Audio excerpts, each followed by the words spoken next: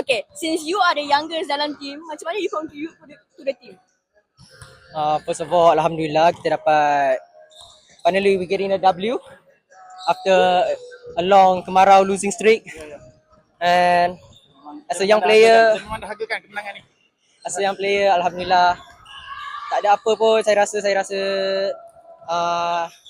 syukur dapat masuk tournament ni. Saya just masuk tim Brandon ni and tengok dapat bantu apa yang saya boleh lah. Alhamdulillah. Okay, untuk Fuzai. Macam mana you stay consistent the whole game hari ni? Alhamdulillah, rajin-rajin lah bangun untuk subuh. Alright, masing-masing semua kena tahu kita sebagai seorang Muslim gunakan tanggungjawab kita.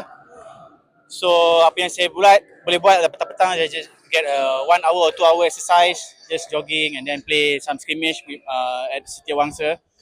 So that's about it. Nothing, no secrets there. You dah start lama ke ataupun memang dah pernah start game ni? Saya tak pernah berhenti ball daripada 2008. Right? Okay, lama. Saya tak pernah berhenti ball sampai sekarang, masih lagi aktif. Alhamdulillah, diberi pinjaman oleh Allah SWT untuk bermain sukan ni. So itu saja. Thank you so much, Venom. Congratulations. Thank you so much.